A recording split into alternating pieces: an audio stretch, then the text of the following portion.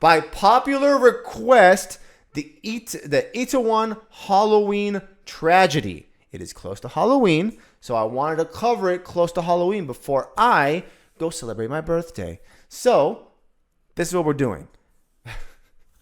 By popular fucking demand. I cannot believe I'm saying that. But yes, someone asked, I think 3 people asked for this.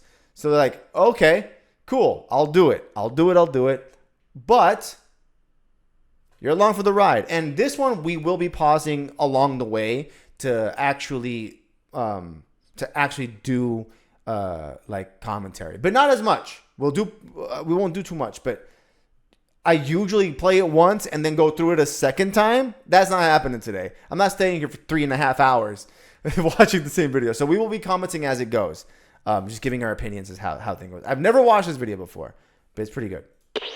I'm assuming. Bada bing, bada boom.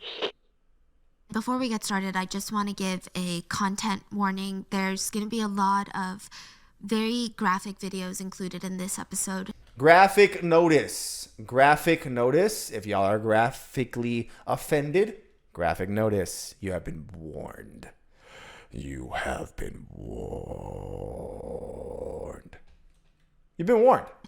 This event was recorded over and over again. There's just a lot out there, and I feel like a lot of the times you need to kind of hear from the families of the victims, and you need to see some of the events that took place just to really understand. Her microphone is giving me a headache. How important it is that we help these families get justice. So, huge content warning. And with that being said, let's get into it. Lower her down a little On bit. October 30th, a man walked out of his tiny little shop in Itaewon, and he placed this pink piece of cloth into like this alleyway. He brings out this tray of food. He lights 2 candles, and this elderly man, he gets on his knees in front of the food, and he starts sobbing. Police immediately approach him, and this alleyway is supposed to be closed off. They had it taped up. Nobody was allowed through. So what is this man doing? Remnants of the tragedy before were lingering everywhere. I mean, if you look at this video, there's IDs, lost shoes, clothes, like everything. Is it like an alley of people who died? Is there like a death thing going on? Like, are people dying dead? Thing is scattered throughout the alleyway. And the officer tells the old man, the police officer, you can't do this. Like, you gotta go. Grab your stuff. Come on, let's go. The old man starts arguing back. He's like, don't do this right now. You have to let me do this. You have to let this go. The officer tells him, just take your food. We gotta go. And he screams, no, you leave that right there. More officers start to show up at the scene, and they start touching the food that he's laid out on the ground. They're trying to take it away. The man breaks down, and he yells at them, don't you even dare touch the food. Finally, the man breaks down completely, and he's sitting on the ground, cold cement, and he's just sobbing. The officer sits down with him, and both of them start crying, and he's like stroking the... Oh, look at that. Let's look what police is supposed to do. Comfort and help with the community. I wonder what we can learn from this. Let me go ahead and close. Let me stop being bitter. The old man's back, trying to console him. The old man had screamed at them, the children need to have one last meal. One last meal, so don't touch it. Don't you dare touch it. 신랑의 끝에 상인도 경찰도 울음을 터뜨립니다. 이 어이없는 비극을 우리 사회는 언제까지 되풀이해야 할까요? That's crazy though. He owns a shop in this alleyway.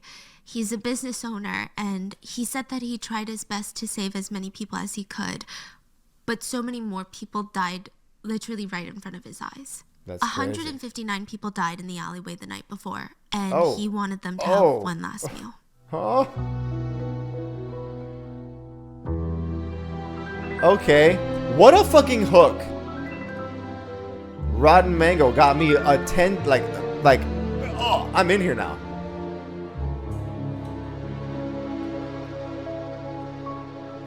What a way to present an idea. As always, full show notes are listed at rottenmangopodcast.com. There's Thank a you. lot of I will not videos be that I've looking at linked those. there. Please go watch them. And if you guys are watching the video podcast on YouTube at Rotten Mango or on Spotify, all the videos are going to be in this video. And I'm just gonna warn you, so many of these videos are so incredibly graphic, and all of them just, yeah. So with that being said, let's get into it. I guess final graphic warning for anybody. I don't know where these are gonna come in from. I know I edit them, but like I just put them on a timeline and cut. So be warned if you need to like not watch it. Don't watch it. His parents were really worried about him. He was meeting with a therapist twice a week. He had on-campus counseling in high school. It seemed like the parents were doing all of the right things. They were not ignoring his cries for help. They weren't saying, oh, he's just a 16-year-old teenager. Maybe he's just emotional. They were taking everything he was saying so very seriously. Okay. Their son had always been a bit of a quieter kid, but like a good kid. He listened to his parents, he studied, came home on time, and if he was out having fun, he was always with like the same two friends. They were like the three peas in a pod. They were the three musketeers. Okay. And now he just feels so alone. He feels like he's 16, completely isolated from the world. I mean, the parents did everything that they could to help. December 12th of 2022, so not too long ago, just a few months ago. Wow, this is recent. Just a few weeks before Christmas. Wow. The parents get a text message from their son, and he says, I'm sorry, Mom and Dad. Please don't forget me. Please, you must remember me. I'm gonna go meet up with my friends. His friends had died in the Itaewon Halloween crowd search just 43 days ago. What? The crowd search that killed 159 people and injured nearly 200 others, and now their son would take his life in a motel bathroom because he couldn't bear to carry this like incredibly heavy burden. Whoa, okay, heavy subject matter. Holy shit, heavy subject matter. I was not ready for that subject matter. Okay, heavy subject matter warning, I guess. Wow.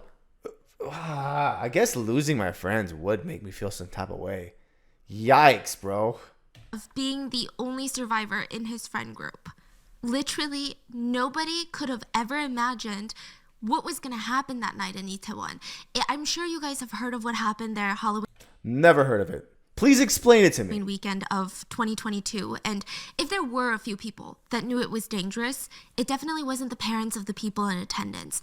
They would never have let their kids go if they knew. But what happened though? Anything bad was going to happen. Let me know what happened. By all accounts, all these people in attendance, they were responsible adults.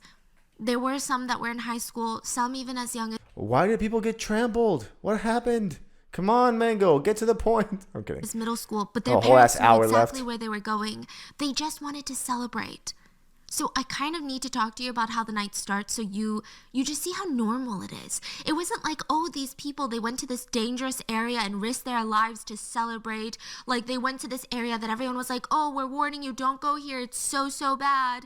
Absolutely not. Like that's not what happened at all. Oh. I did see some online discourse of people being like, well, these people were being young and drunk and reckless, and this is what happens when they all gather in one spot.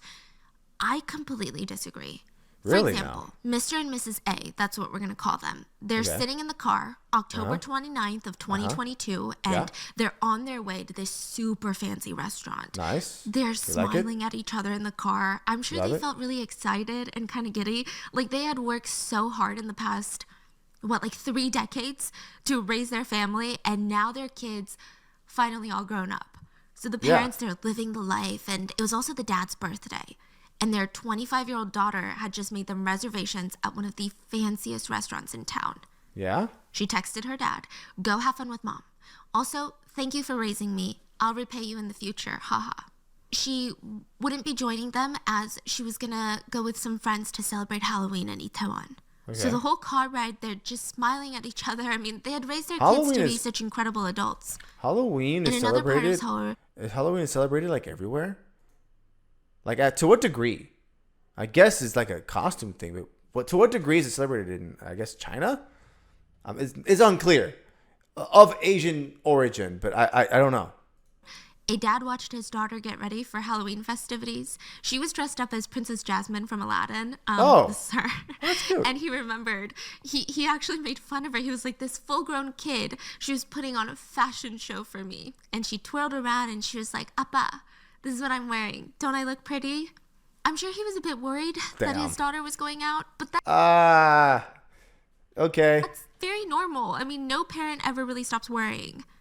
Same as another father in Seoul. So his daughter told him that she was going to Itaewon for Halloween. He completely trusted her to be safe. She's just always, like all these other kids, I mean, she's just always been this really well-behaved kid. She knew the rules. She followed them. She's the type that would write him these lengthy letters for his birthday. Okay. The two had this really intense bond. So 3 years before Itaewon, he was diagnosed with leukemia. Oh. And his daughter was a match, so they transplanted bone marrow from her to save his life. And she would write to him while he's recovering in the hospital. And she wrote, "I'm so happy to have been born your daughter. You're the only one that I can rely on, so please don't get sick again, okay? Take good care of yourself, Dad. I need you to stay with me for like another 70 years. You have to cook me seaweed soup, even when I'm like 96 years old. You know I don't like any other people." Jesus Christ, don't say that, bro. The time makes fools of us all, by the way. It will make fools of everybody. People's seaweed soup. "I love you, Dad. You're the best." By the end of the night, she would be dead. And he would cry out, "You told me you wanted me to stay with you for 70 years. You wanted me to cook you seaweed soup until you were 96. You promised." Before we get there, let me tell you about Halloween in South Korea. If you're going to be anywhere it's in South Korea, for Halloween, okay. like the first Halloween after COVID restrictions have been lifted was October of 2022. Really 3 recent. years. It was going to be Itaewon if you were going to go anywhere to celebrate. Itaewon is a city that's located inside of Seoul, and it's above the Han River. It's typically known as just a place with incredibly fun, lively nightlife. Like, that's what people go to Itaewon for. That They've looks got like fun. bars, restaurants, nightclubs, shops that open late. It's just like this gathering center.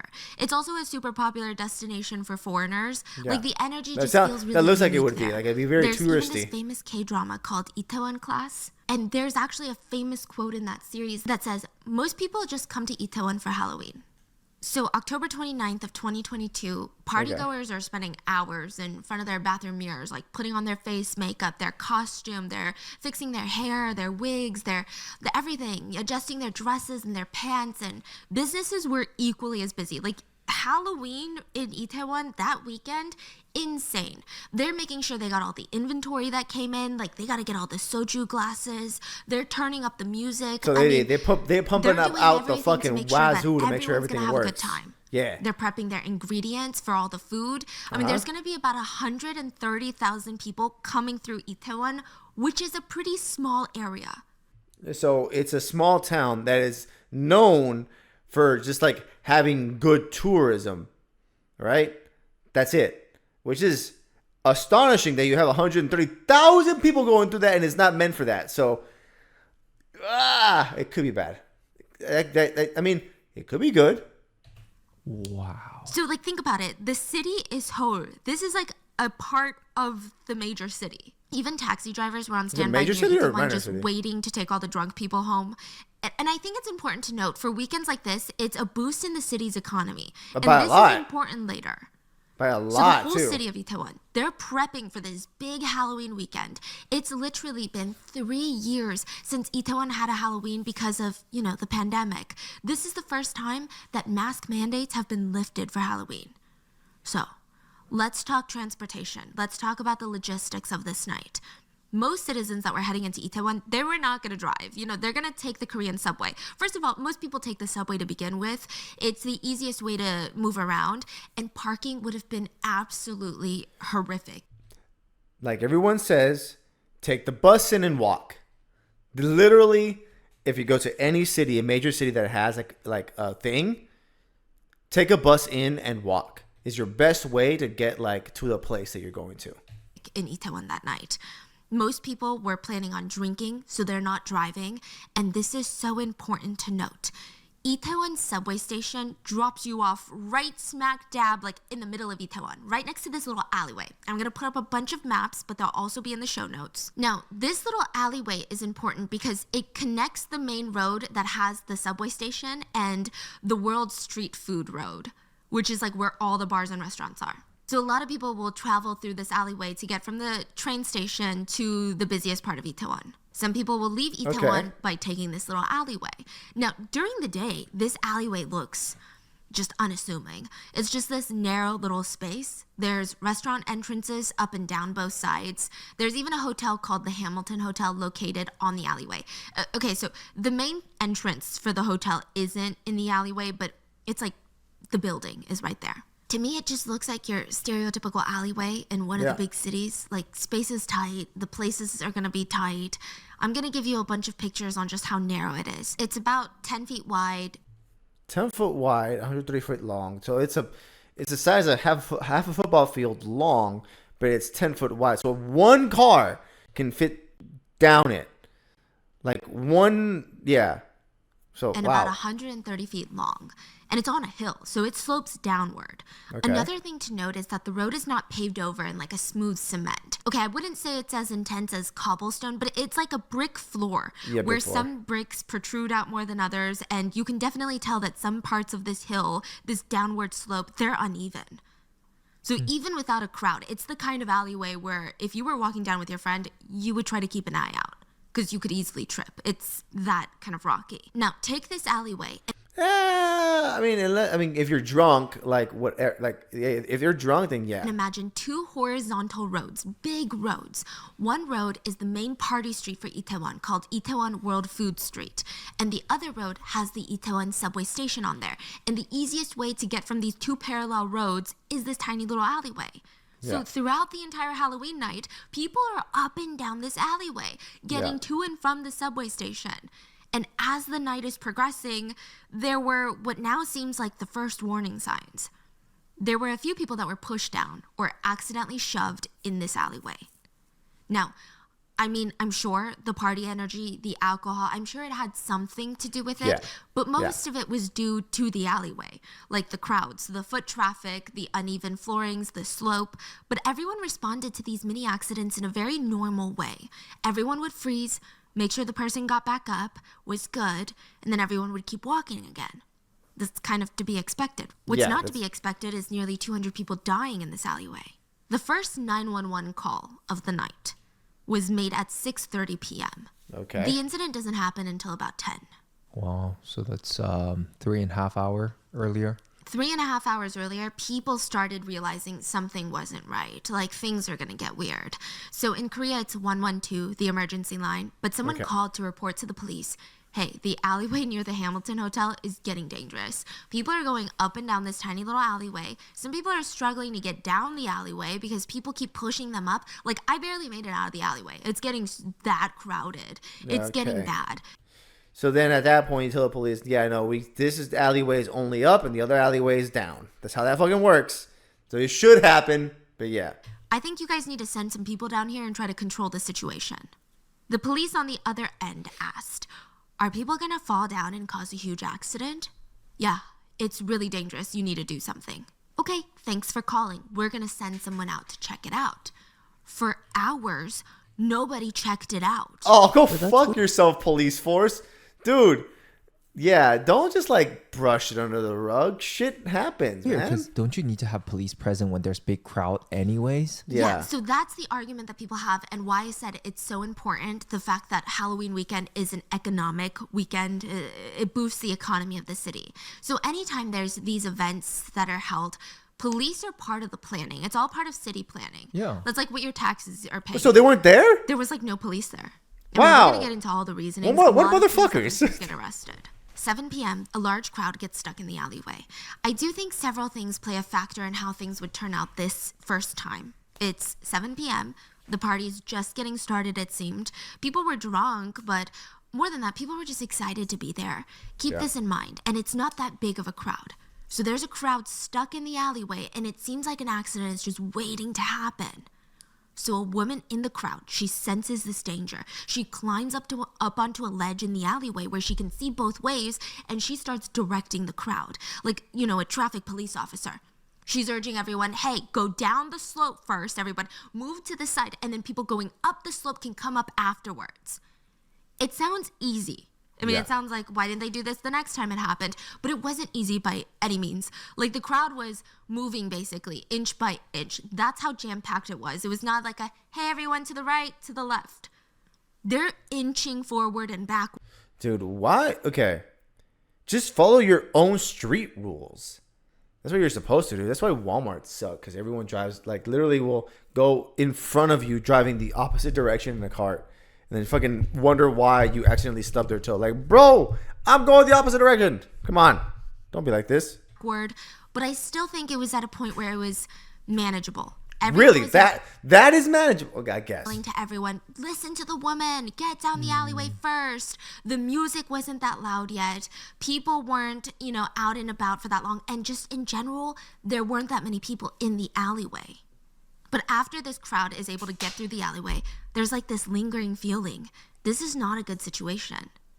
At first, in the beginning of the night, all the posts about Itaewon that night were, oh my god, Itaewon's gonna be crazy, it's gonna be fun, it's so exciting, look at all the places that are open, look at these costumes people are wearing. That shit. It was a good thing, it was a positive feeling. Yeah, it's But throughout positive. the night, more posts were popping up about how dangerous things were starting to feel. Someone straight up tweeted, wildly unsafe in Itaewon right now. They showed some pictures of the intense crowds. It wasn't just social media being made aware of this situation. A lot of people in Itaewon called the police, which I think is interesting because technically no crime had taken place yet. But the fact that a lot of these civilians could see that things were escalating, I think that goes to show you how unprepared the city was for this event. Like, it's just insane. One survivor said, it was around 8 p.m. when I went into the alleyway, and it was like hell. So this is even before the incident. They said there were already a ton of people in the alleyway and I couldn't get into the alleyway. I couldn't even get in. So there's multiple directions that people are coming in from. On both sides of the alleyway, there's 2 directions people are flowing in from. Okay. Like this, right? That's Yeah. crazy. And she said, I couldn't get in. After waiting for an hour to start walking down the alleyway, my friend and I were like, okay, we can't do this. Like, let's turn around. They try to turn around. They're like, okay, we've been waiting here for an hour. We haven't even started walking down the alleyway. But it was impossible to turn around because they were jam-packed. People were pushing up behind him. I mean, they were literally trapped. Someone was pushing them down the alleyway. People in front of them were pushing back on them. She said that she heard people behind her screaming, squeeze in, squeeze in. Like, come on, let's get down the alleyway.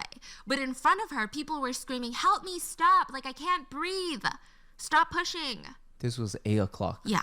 8 The scariest o'clock? part that she said was she fell.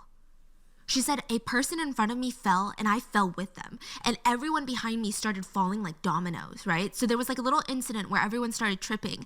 And she said, someone was under me, I was under someone, and people were on top of me. I could barely breathe. I was calling for help and I felt like the music was drowning me out. Nobody could even hear me. And That's then finally crazy. someone like dragged her to the side into one of the bars. They later left the alley slowly along the wall.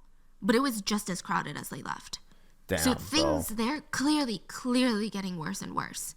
One caller told the police before the tragedy, and I repeat, before the tragedy, they called the police and said, I feel like I'm gonna get crushed.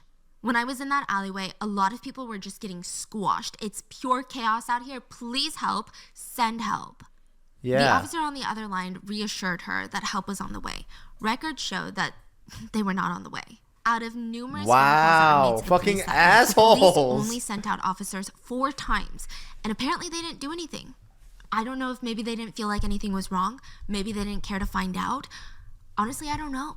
But it is noted the police did not dispatch anyone after calls were made from 9 p.m. and onward. That's- So an hour leading up to the tragedy, the police sent no officers to the site. What And they were getting tens asshole, of calls. bro. And it truly is not that nobody was alerting them that something was wrong. In fact, someone even walked into the police station to tell them. A Wow. live streamer, let's call her G. G was live streaming in Itaewon that night. And, the night started off great. But soon the roads, the alleyways, they got so crowded. She's being pushed and shoved to the point where she had a crossbody bag on and the strap broke. And her purse was just gone because it fell. And Damn. she can't even look around at the ground because it's just so filled with people. She Yeah. tries to look for it briefly, but the crowd is so intense. She goes to the Itaewon police station to report her purse missing. But also, she's warning them. Like, this is how crazy the crowds are. Like, you don't No think that's crazy kidding. that this Yo. happened with my purse? Like, nobody stole it. It broke because I was being pushed and shoved. She said, when I was there in the alleyway, I even saw people shouting that they had fallen and that they had gotten hurt. Like, you guys need to do something about it. The crowd is getting out of control. Somebody's going to get hurt. The police ignored her. They instead focused on the fact that they're like, oh, well, we're going to keep an eye out on your purse. Hopefully someone turns it in tomorrow to lost and found. Oh, go What's going fuck on? yourself. Oh, it gets really, the conspiracies come to. It's really crazy. It's bad. So, I This mean, is the bad. question, I guess, is did the police just really think that nothing bad was going to happen? But they were wrong. The tragedy happened 1 hour after she reported it to the police. A 24-year-old South Korean streamer, let's call him Mr. A. He was live streaming. And his time in Itaewon, like I said, with the other live streamer, at first you see him laughing, he's smiling on the stream, he is walking through the crowds, there's people in costumes, dancing, having fun. And then slowly the initial joy just starts dissipating. Those laughters suddenly morph into people's screams and cries. And at one point, even the streamer is crying for help because he had walked into the alleyway and got caught in the crowd surge.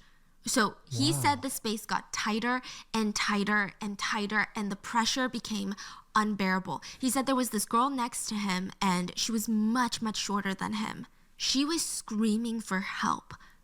He tried to give her as much space as possible, but it was difficult. And in the end, he said that he saw her face turn purple, and then she stopped screaming, and then she died. The streamer said the only reason he was alive was a guy in a blue denim jacket helped him climb up into this small ledge on the wall of the alleyway. It was like a small staircase ledge, like a mini balcony. And the streamer said that once he got up there, he started helping other people onto the ledge, saving them from the crowd. And there was this moment where people on the ledge looked at each other, and one of the guys told him, "Please don't pull more people up. It's already too crowded." And the streamer said, "Okay, just one more." He helped save about 5 to 10 people from the crowd. And remember the denim jacket guy that helped him get onto the ledge in the first place? Yeah. He stayed in the crowd and let the weaker people climb up on him to get to the ledge. Oh, no. He survived. He Okay. did make it up to the ledge at the end. And Okay, goated, he stayed goated. behind to help administer CPR later.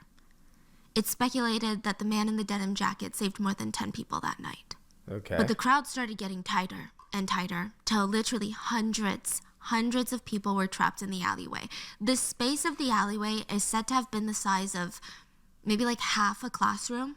Think of that many people in this small amount of space. They're not able to communicate because the music is so loud. The floors are uneven. It's so easy to trip. It's just insane. Obviously, I don't know what that would have felt like. I've never been in that situation, but there were a lot of people who survived the surge, and they described it as, "I saw a man with this flashing baton trying to signal people to move back.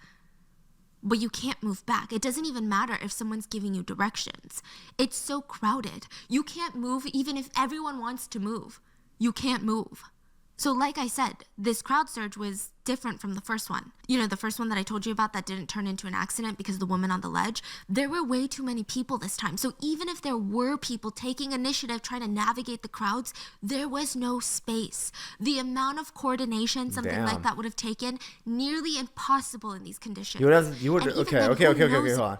In order to coordinate something like that, you would have to turn off everything. Tell everyone to stop moving 100% and rely that they will stop moving, and then from either extreme push them back out towards the crowd, like the street level. Like, nah, dude. Like, the amount of people that can fit in a space, yeah, it's a lot. This is way too many, though. It's a lot. If it would have worked. People in the crowd said that they saw several people trying to look up at the sky, looking for some sort of like direction, some air. They looked like they were getting lightheaded, like they were gonna faint. They couldn't even reach their arms up to protect their lungs. So that's like the first thing they tell you to do in a crowd surge is to try to give your lungs space. So you put up your arms in almost a defensive boxing position. They couldn't even lift their arms. Most of the ones in the center of the crowd, they couldn't even reach their hands to look at their phones that they were holding in their hands. Many of them had missed calls from their parents. One mother texted her daughter, "Where are you? Where are you? I'm losing my mind. I'm going crazy because I'm so worried. Please respond just so I know where you are. Please just tell me you're safe." The mother had her daughter's name saved on her phone as "my oldest princess." She would never respond. There is a video of the situation. Well, there's multiple videos of the situation where you can see just how dire the situation is. There's some videos where you can see a man trying to cling onto a brick that's protruding from the wall, and it's just really graphic. I know it might be puzzling. Some of the videos, they show a different perspective where there looks to be some sort of space between the crowd and like an opening. And I saw a lot of comments that were like, why don't they just all move forward? There's space. I don't get it. At this point, what the video isn't showing is that there's people stacked on top of each other on the ground in front of that space. There's no way for anyone standing to move forward. People had fallen. They were stacked so high, the people behind them were blocked. It's said that the worst part of the crowd surge, people were stacked on top of each other 13 feet tall. Yo! 13 feet? Dude, that's a lot of people. Wow. That's a lot of people, dog. What? Situations like this, it's like a domino effect. One person falls down, and because of the force of others pressing into you, it's very likely that another person's gonna fall. You say 13 feet? That's way taller than the ceiling. Yeah, because it's going downhill and stuff. Again, this has nothing to do with anyone being drunk. I don't... Dude, people just fell and they kept walking on top of them and then they got trampled and then they fell too. Dude, imagine falling on somebody who's dead, bro. Oh, dude, that's nightmare fuel, man. I like it when people make it out to be, a bunch of drunk people. Of course they're going to trip and fall.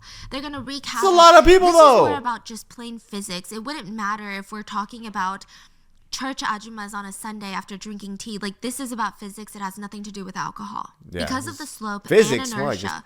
Like I said, one person falls, it's going to be a domino effect. People are just going to start collapsing. And even if you don't fall, that doesn't mean that you're going to be fine.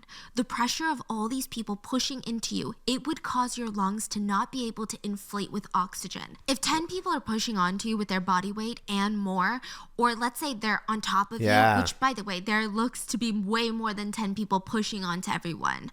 Let's say they're on top of you. That could be similar to 1,000 pounds of weight pressing straight onto your chest. It's going to be very, very difficult for you to breathe. It's incredibly dangerous, incredibly real, incredibly terrifying. Yeah. A person may lose consciousness 30 seconds after being severely crushed, and they would suffocate after about 6 minutes. Damn. Side note, I know a lot of people in the beginning when news first broke of what happened, I saw a lot of people wondering if it was a stampede, which is you're getting run over by a group of people. Like they're running on top of you. But it wasn't. It wasn't someone being trampled to death. This was more like quicksand. Like being trapped in quicksand. People were pushing up against one another, falling, stacking on top of each other. It's like you're suffocating because you're unable to expand your chest to bring in air. Many of the victims would pass out while they were still standing up.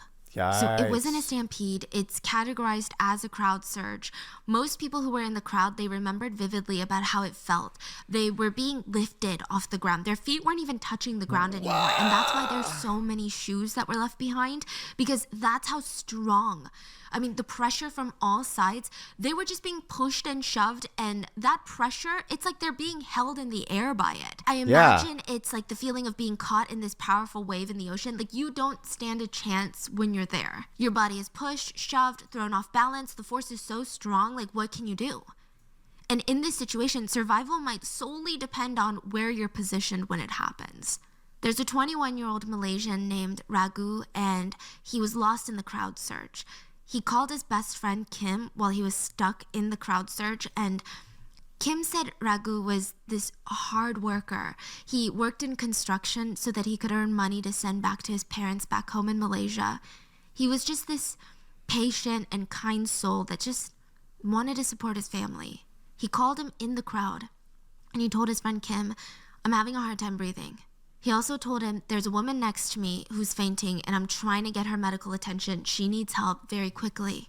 He told Kim that he's trying to find ways to escape the crowd surge because this woman, this stranger, really needed help. Kim is anxiously staying on the phone with him, and I'm sure that he felt just helpless because he can't do anything for his friend. No, can't do anything. And then suddenly Ragu told him that the woman he was trying to save, the stranger next to him, her hand had gotten cold.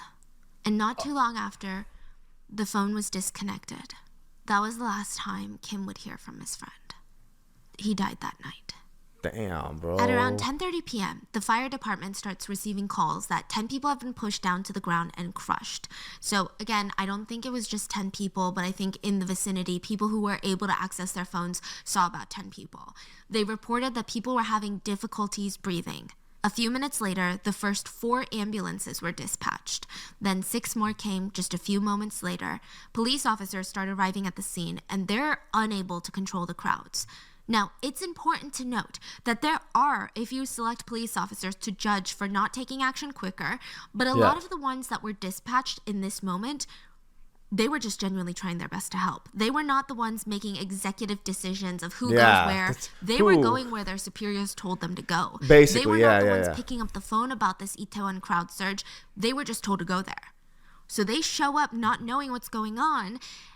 There's a video. Police officer Kim, he wasn't even dispatched to the scene. He was on duty nearby, and he happened across the situation. So he stops, and he tries to take action. He said that when he got to the alleyway, he made his way through the crowd. He saw that civilians, regular civilians, were already taking initiative, pulling people out, and doing CPR on them. So he's like, okay, this is what we need to do. You know, we need to try to figure out the best course of action in this chaos. He and his colleague decide that the best thing that they can do is redirect the crowds to stay away from the alleyway. Yes. Away from the Hamilton Hotel. Because you add more people in the mix, it's just not good. They also needed space for rescue work. So he starts trying to direct the crowds, and it was hard. So these crowds, most of these people have no idea what's going on in the alleyway. These are people that are about to funnel into the alleyway. And they're moving past him, and he's in police uniform, but so are a lot of people. It's Halloween. Oh my gosh. And he's trying to get everyone to walk away from the alleyway because it's that fucking is so stupid. Hold on. That's crazy. Oh, man. They need a special outfit for they need to have like but how would you know? How would you know? My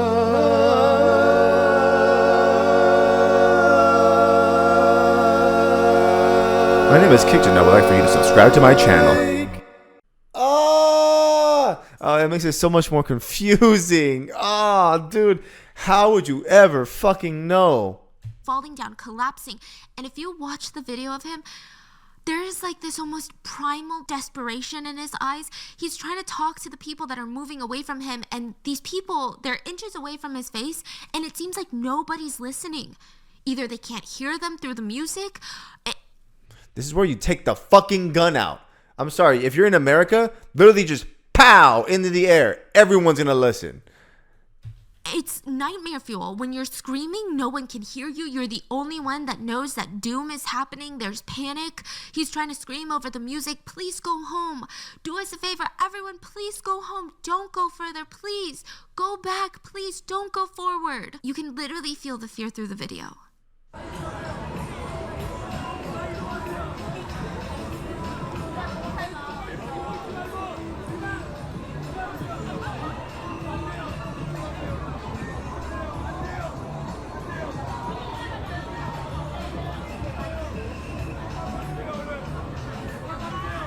Damn, bro, he's really trying too, bro. You can hear it.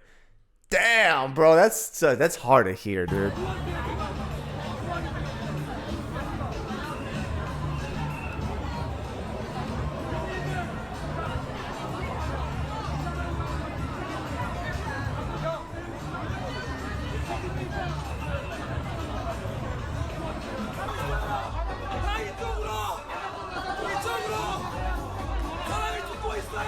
He's trying to yell at them to go the other way, away from the surge.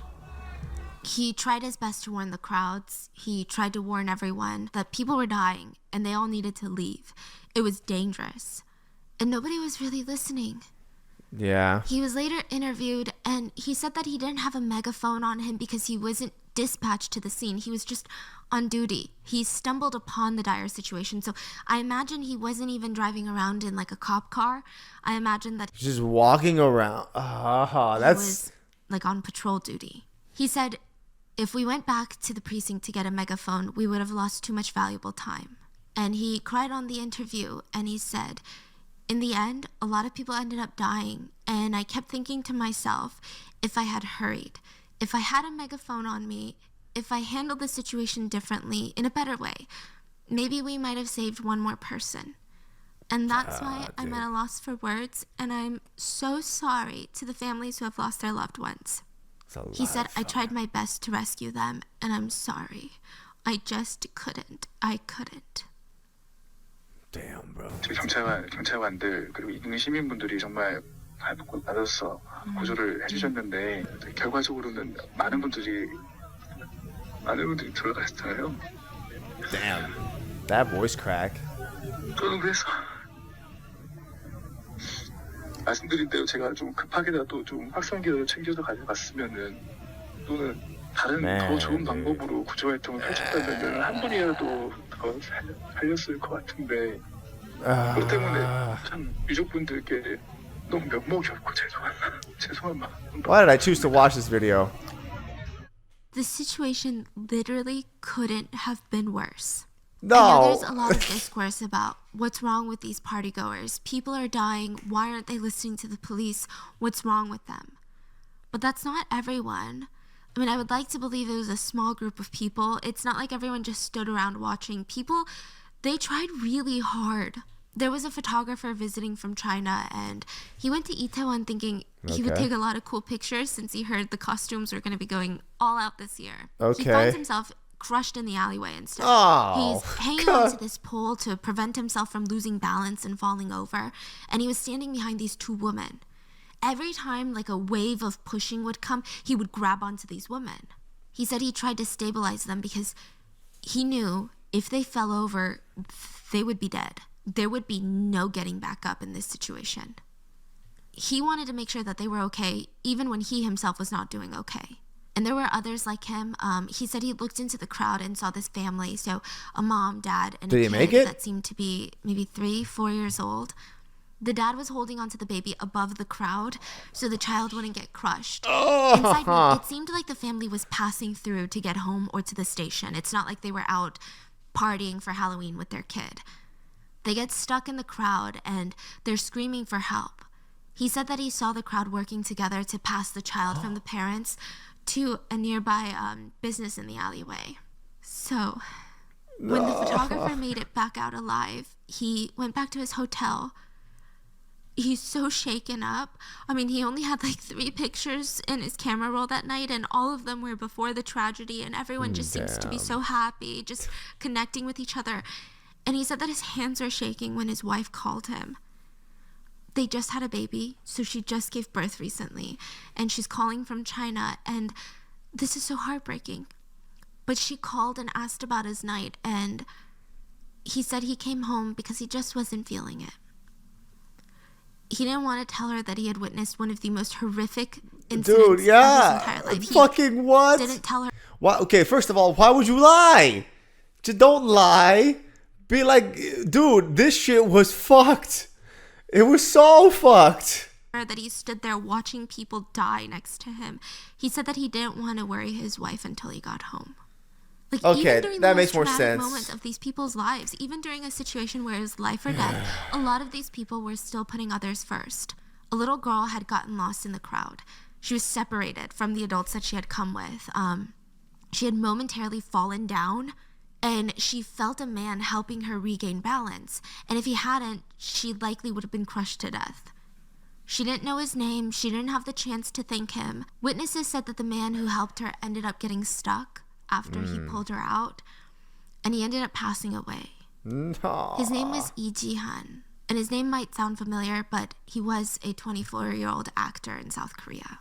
Damn. He was on a few different shows, and he was always known to be very, in Korean it's called 매력적이, which means very charismatic. So he'd be on these shows, and he would laugh in these like reality shows, and he would always cover his mouth very shyly. He just felt like such a genuine person. Yeah, I bet so. And the most heartbreaking part about this is that he had just signed to star in a new NBC fantasy drama that would have been his breakout role. Like that was the role he had been looking for, like his whole career. Damn. And he had what it took. He was good at his job. He was able to make people fall in love with these characters. But He just wouldn't get the time. The little girl's parents expressed their gratitude and apologized to Ijian's family for his act of courage. So all the while this is happening in the middle of the crowd, just to show you how chaotic this whole incident was, some people at the top of the hill didn't even realize that there were people being trampled down at the bottom. Some of them didn't even realize how dire the situation was becoming. They were just excited to get down there and have fun. And we're going to talk more about this later, but there are online speculations that a group of people had caused the crowd surge and had started pushing people down. More on that later, but for now, at 11 p.m., 30 more ambulances were deployed to the scene, as well as more personnel, more authorities, national disaster medical assistance teams, firefighters, policemen. They're all finally being dispatched to Itaewon. Finally, at 11:19, Halloween in Itaewon was called off. 10 minutes to midnight, the fire department issued a Stage 3 order, which is usually reserved for large-scale disasters. It was too late. I mean, first of all, they arrived a bit too late. I mean, 4 even hours when too personnel got late, there, you it's not like motherfuckers. they could do much. They're just trying to resuscitate people. You got It the was first call pure at chaos. 6. Add to that, there were a ton of partygoers who were wearing paramedic uniforms. They look like doctors, nurses, police, firefighters. The music is still blasting. I mean, it's hard to even decipher what the hell is going on, who to listen to, like what's going on. It was chaos. And of course, the question is, Why are they- if authorities had gotten there sooner, if the victims had been treated immediately, could they have been saved? I'm not a medical professional, but a lot of medical professionals online speculated that, yeah, a lot of them could have been saved. No. Usually after 4 to 5 minutes of enduring this level of pressure and lack of oxygen, you start heading into severe brain damage territory. Yeah. That's So what time is of the essence. That's what the I would ocean say does. that there's a few different types of people that weren't a part of the crowd surge. There's the ones that were inside. So these are partygoers that were inside bars, restaurants that weren't connected to the alleyway. They probably came outside and saw all hell break loose and they had no idea what's going on. Then you have groups of people. I mean, that would be fucking wow. What a jarring scene, right? Because this has happened over the course of 4 hours, right? If you're just chilling with your crew, you can absolutely crush like 4 hours in a single bar. You know, you just be chilling there. You get in. It takes about an hour to eat your food. Then you're chopping it up. Eat another thing for another couple hours. Chopping it up. 4 hours go by. Okay, man. Peace. Go out. What the fuck just happened? Yeah, I can imagine that being a weird, jarring issue. Itaewon that hadn't seen what happened in the alleyway yet. So they don't know what's going on. They're partying on the other side of Itaewon. They're living up their Halloween weekend. Then you have those who saw what's going on and they fled. They left. They were terrified. Absolutely. Then there were those who stayed and tried to help authorities with CPR. And then there were a group of people, and I would like to say this is the smallest group of people, that saw what happened, heard people were dying, and they continued to party. There's a viral clip of a bunch of people partying on the side of the street while ambulances and medical staff are performing CPR on the other side. Like in plain sight? Yeah. That's And crazy. This is the first What? clip I saw of Itaewon on the night that it happened.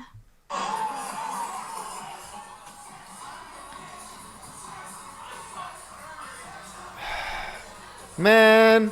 You think these people know what's going on? A lot of people think they do. I would like to speculate that maybe they didn't know. In their defense, they said that there were a high number of ambulances present, so maybe they just thought it was like a precautionary measure. But Yeah. they were literally fist pumping to the song on the beach. I mean, the visual Yeah. impact has been a lot. So while ambulance lights are flickering around them, they're singing, dancing. And to make matters worse, it said that a lot of people were so busy filming the ambulances while partying, they were blocking the medical staff from getting to the victims. That's Koreans.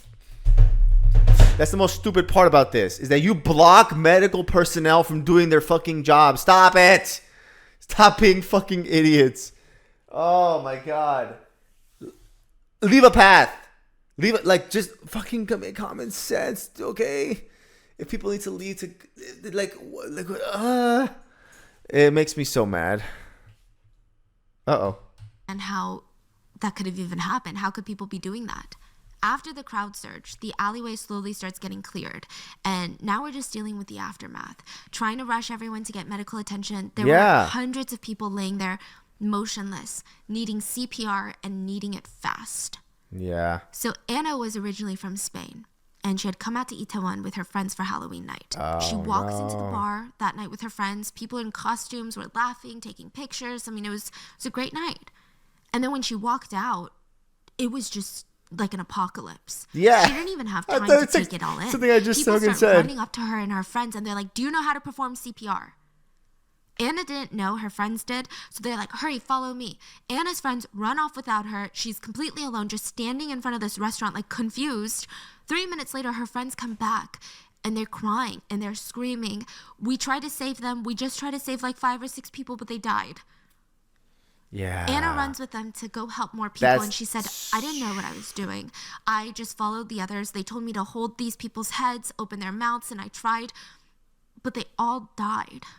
Yeah, that's The people... that's rough, dude. Dealing with death by yourself when people you know is hard. And then you give in and you try to be a good Samaritan, thinking you're going to save their life. And they fucking die. What a rough fucking come to your conscious moment. Oh my jeez. Like, I was not good enough. No, the situation is fucked. It's not you. The situation is horrible. But that's going to scar them for the rest of their life. we tried to help, they had already stopped breathing. There was nothing we could do. It was so traumatic. It was total pandemonium. I mean, sirens and screams and cries. Music is still blasting. Paramedics are doing CPR in the middle of the road. Partygoers are stopping and watching. Some of them are performing CPR. The only lighting is coming from the brightly colored neon lights of the bars and the ambulances. Random civilians started taking charge and administering CPR, most likely to girlfriends, boyfriends, best friends, their sisters. Like, you see these people trying to get them to come back, and it's just so desperate. A Pakistani nurse was visiting his brother that lives in Korea. They went to Itaewon just to see what Halloween was like in Korea. He ended up surviving, and he helped with the CPR efforts that night. He performed CPR on roughly 15 to 30 people that night. Now, if you guys have performed CPR, it's physically Demanding. incredibly taxing. It's not just Yeah. like you're using your whole body. Whole body. These people are drenched your in whole sweat. fucking body. Bro, okay. To perform CPR, you have to like divot somebody's chest like 2 inches. And you sometimes have to crack bone for that shit. I've only known this because I had to be trained for first aid. Because I had to, when you work on like buses and stuff, they tell you have to learn how to do a Heimlich maneuver. You have to learn how to do assisted and non-assisted CPR. And boy, when they tell you flick your phone out, take the time down, and just start doing CPR to the tune of Stay Alive, and you do the chest compressions, and they are weak chest compressions, the person that's senior in charge will just kick you off of that body because you're gonna let that person die for not doing it properly. So proper CPR is like doing push-ups halfway every single time at 140, like 20 beats per minute. It's taxing, really taxing. It's a lot. He said that he worked all night long, and he saw everyone working so hard. People didn't even know who anyone was. They're just doing everything they can to try and save some people. I just want you to listen. He is speaking Korean, and he's saying, I'm a nurse. I know how to do this.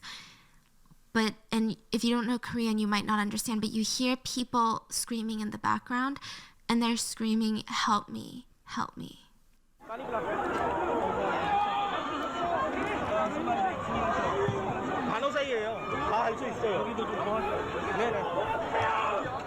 He pretty much worked all into the night, and the next morning he got home with his brother, and he said he couldn't even fall asleep because all he heard were the screams of everyone screaming, help me, help me.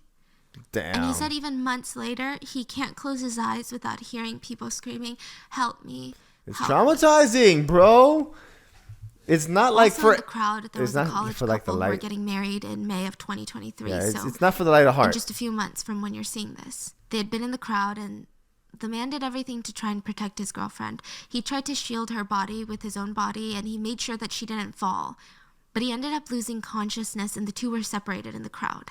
Oh, He woke no. up. Medical staff were like, okay, well, you need to go to the hospital right now. He refused. He rushed to find his girlfriend, who was laying there just on the cold ground, and he performed CPR for over an hour. And she wouldn't come back. Yeah. And there's more damn. in the CPR situation we need to talk about. So most of the victims were women, naturally due to height and smaller stature. Most of the victims who passed were women. Yeah. The paramedics were going around and they were unbuttoning their shirts because that's how you do CPR. It's easier for them to breathe. Apparently, this is very standard. What's not standard is some onlookers pulled out their phones and tried to record videos. The victims were being administered CPR in an attempt to save their lives. Some people thought to film it for the internet because they were partially unclothed.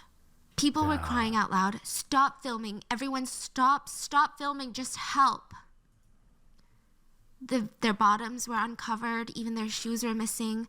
A lot of Koreans were upset because for these victims, even in their last moments, it's like they were being robbed of their dignity. It's just a gut-wrenching feeling. There were hundreds of people down in the ground at this point.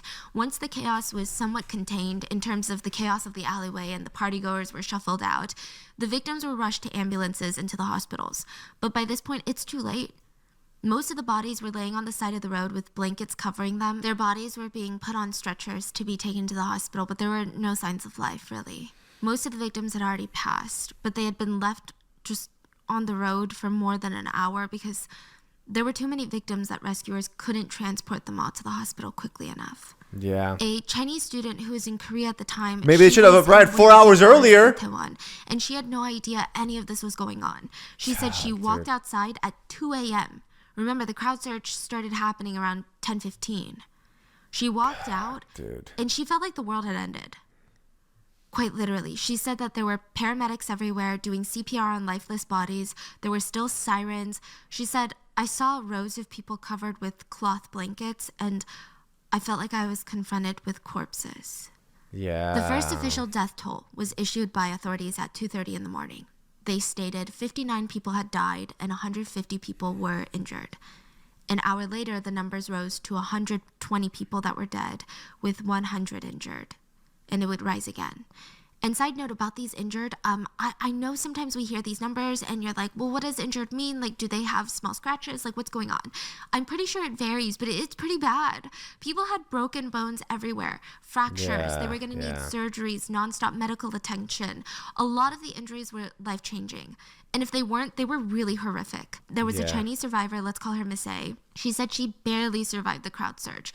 Even thinking about what happened that night, she feels like she's suffocating. She said she thinks it helped that she was relatively tall compared to the other people in the crowd, but it just felt like hundreds and hundreds of pounds were pressing on her chest. She could barely stretch her neck up to breathe. She said her neck was cramped to one side and she couldn't move it back forward. She couldn't move it to the other side. Her neck was like perpetually stuck looking to her left. And she was forced to watch the girl on her left die. She suffocated. And she couldn't even turn away because she didn't have room to move her neck. That's crazy, Soon after that, she felt something strange on her back, and she later realized that the person behind her was throwing blood up on her. A lot of people actually vomited. A lot of the dead bodies were... Fuck that.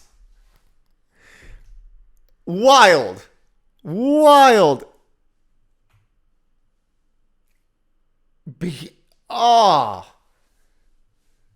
That's straight out of a horror film. Whoo! That's crazy.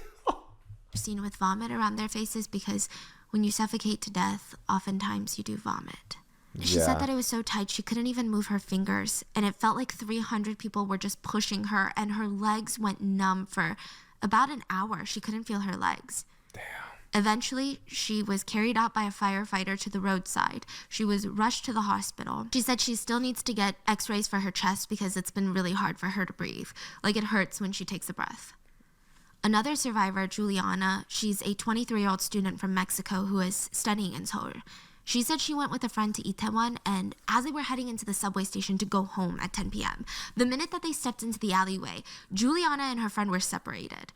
It was pure chaos. She said it was like this uncontrollable force that was pushing her down. Her feet lifted from the ground and she couldn't go back. She couldn't go forward. Whatever the crowd was moving in, whatever direction, that's where she was going. An unconscious person fell on top of Juliana and she said it was pure panic. She started hyperventilating. She had to calm herself down. She started blacking out. The noise of the crowd started feeling quieter and quieter and she couldn't feel her legs. She couldn't even move a single toe. She said she started thinking, okay, yeah, I'm going to be next. It felt like she was just waiting for death. That's and somehow, by crazy. some miracle, a young man standing on a high platform on the edge of the alleyway was able to wiggle her out and save her. She had been trapped like that for nearly 50 minutes. She said she looked around and there were dead bodies everywhere and... Man, that's so... She was severely shaken up, but she went home that night and she thought it was just nerves, but the next day she had a crazy fever. She was hospitalized and diagnosed with necrosis of her leg. Yeah. Basically, when blood flow is cut off from a part of your body, the tissues start to die. Yeah. In severe cases, this can be fatal. It's when your limbs literally start dying and it can start spreading. So her legs started dying while she was still alive? Wow, dude. Yeah, that's... Thankfully, she's recovering, but the pain is really bad. One of her legs is still very blue, very swollen. She can't walk properly. If she even breathes too hard or too fast, she feels immense chest pain. And these are just the physical injuries. In the end, 159 people died in the Itaewon Halloween tragedy. Damn. Including the deaths of 26 foreign citizens from 14 different nations. The overwhelming majority were Korean citizens and women. 102 women and 57 men. 158 died from suffocation, and one person later committed suicide. 196 people were physically injured. Physically. Keep this in mind. That's not including mental, emotional, because the trauma that these survivors, Bro, they were literally like, it's like not even crowd surfing. You were literally just being shoved along, literally waiting to die. And if you didn't die, you definitely saw people die next to you while they were like still somewhat conscious. That's, dude, that's a horror film, dude.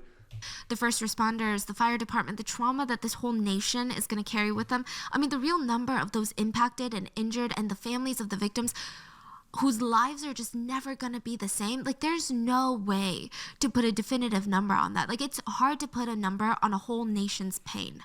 So when news breaks of this, parents are glued to their phones. And it sounds selfish to say, but many of them were probably thinking, I hate myself for thinking this, but please, God, like, let it not be my kids. Yeah. Many parents were alerted later on by officials that their child had passed away. And they didn't believe it because, I mean, just think about how shocking that is.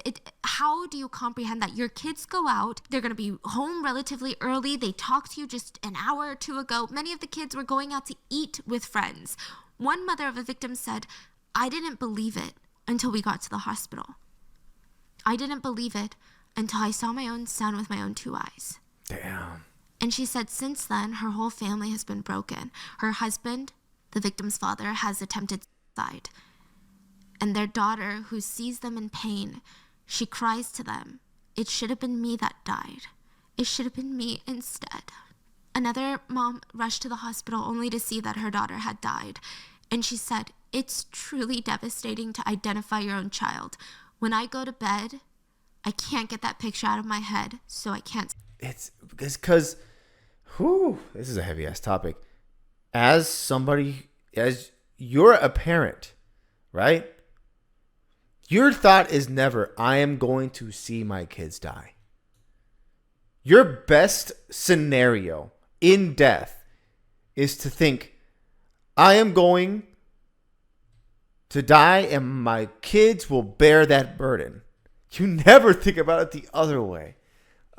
Dude, that's so rough, man. I'm having a hard time staying on this. Dude, I want to click away so bad. Sleep anymore. The parents, they couldn't understand what had happened to her, so they got her phone and they said at 9:35 p.m. their daughter was taking pictures smiling in a bar. Then at 10 p.m. she texted her friend that she was going to go home now. She's going to go to the Itaewon station and go home. Oh. She took a couple more pictures smiling. Oh, no. And then on her way to the subway station, she got caught in the crowd surge and died. Damn. Her friend who survived later said that they weren't even trying to use that alleyway to get to the station. It was so crowded up until that alleyway, it's like they got sucked into it like a vacuum. Her friend ended up surviving, and she said it was so bad. She lost her shoes. Her feet weren't even touching the ground. She was just being moved by the crowd. They got separated. And her parents they look at these last pictures taken of her on her phone. And her dad said, she's smiling. Look at her smile. Damn. Look at her face. Ah! And her mom would cry. Yeah. She's my best friend. She's my best friend.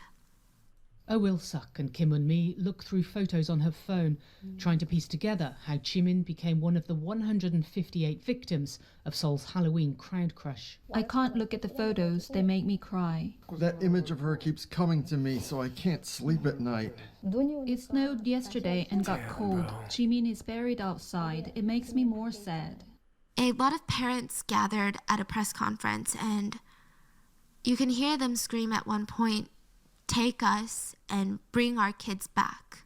Many of the parents are heard apologizing to their kids about what happened. That's not really, unfortunately, that's not how it works. Oh, all of us wish we could do a life trade for someone that we love.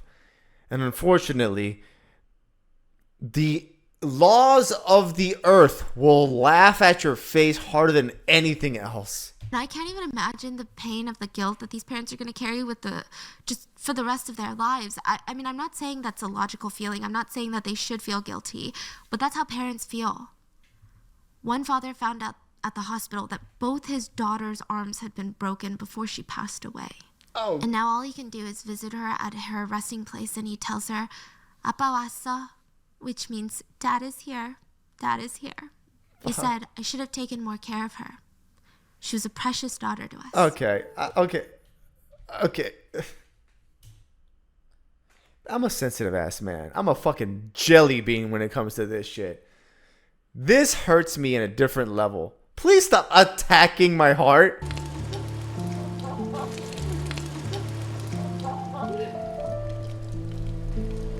I'm not ready for this. Ah! Ah! There is said to have been Oh, go fuck yourself. No, fuck that. I'm not a G when it comes to emotions. Holy shit. over 1 ton in weight of items left behind in the Now I see Itaewon why people wanted tragedy, me to just react to this. I'm a belongings, sensitive mainly from ass the man. deceased. So bags, clothes just left in the alleyway because, they were getting ripped off and the shoes were falling off. There were 123 handbags, 258 pieces of clothing, and 256 pairs of shoes. They were all laid out in a gym in Seoul, and parents and families were called to search for their belongings of their loved ones. And there That is so rough.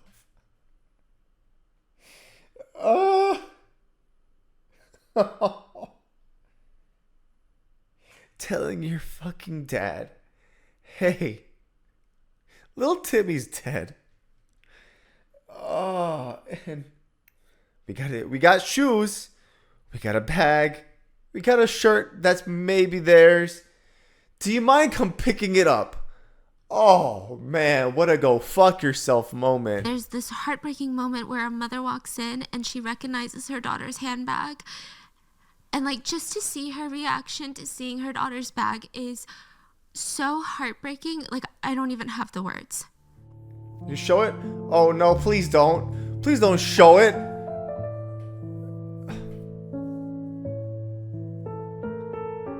Oh no. Oh no. No. No, she points At a at press it. conference, another mom played a song that her son sent her.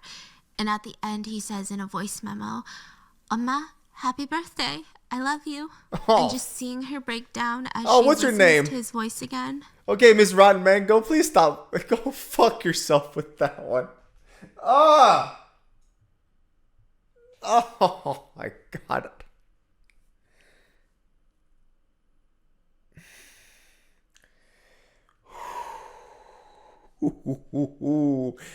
Oh boy, I am not a G when it comes to this, bro. This hurts me in a different level.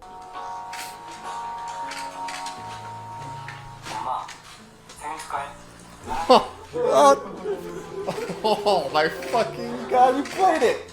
By November 1st, the funeral homes in Seoul were overflowing. They were filled with bodies of young people who were just starting their lives. Like, so many of them had just graduated high school. Some of them were just in college, or they had just graduated. I mean, and their parents are probably so fucking proud of their lives, and now they're gone.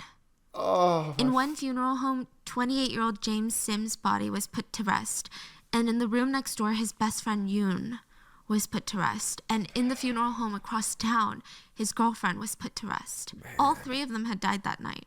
And the one thing that James's parents kept saying was, you know, our son loved to work out. Like, he spent most of his free time in the gym. So how could that not have even saved him? And I think that just shows you genuinely the true dangers of a crowd surge. It doesn't matter your fitness level, your physique. It's just that dangerous. It's dangerous. The parents cried, James is like the best older brother out there. How is our younger son ever going to cope? Okay, just physically, I'm going to pick my brain out of the fucking fog that is this goddamn fucking video. Just in fucking poundage, if you have 10 people all weighing approximately 160 pounds, that is 1,600 pounds on your chest, which is, I believe, let me look this up, and I believe that is some amount of G's. Because if I'm not mistaken, that is what kills you. So let's see, 1,500 pounds, pounds of pressure, 2G.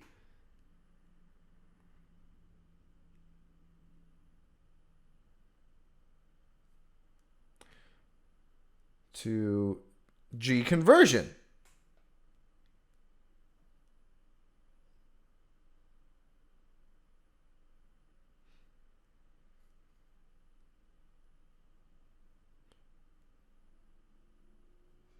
I think, okay. This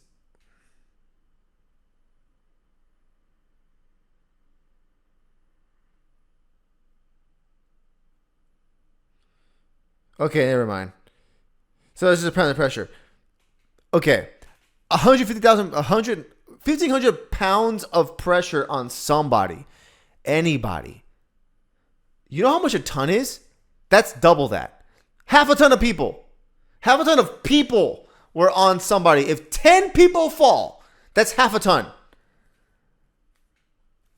It's a lot. Okay? It's a lot. A bunch of James's friends who didn't attend Itaewon that night, they came to the funeral home and they all sat in silence grieving for James.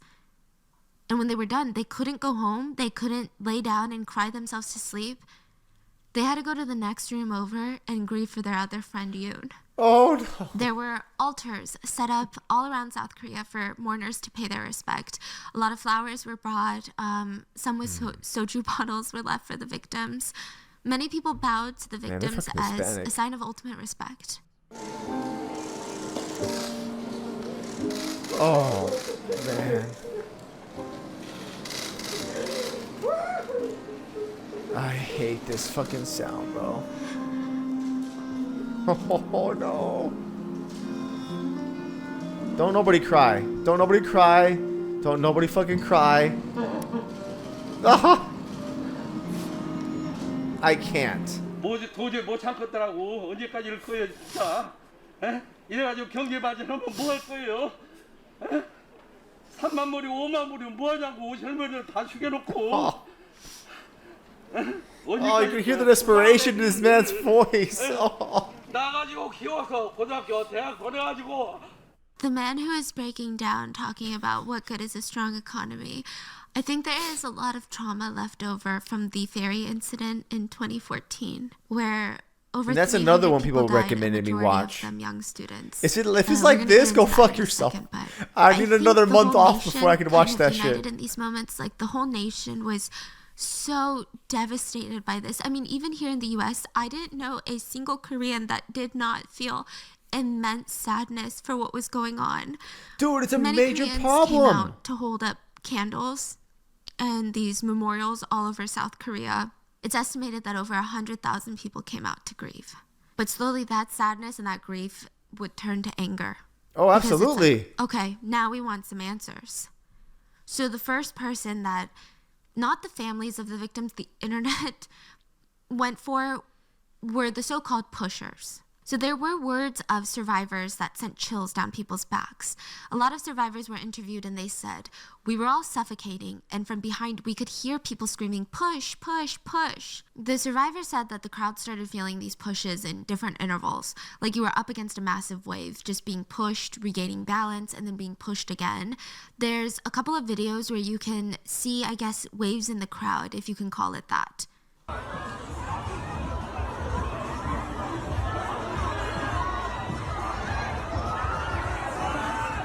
It just seems like people are standing static and then they're being pushed in these wave-like motions.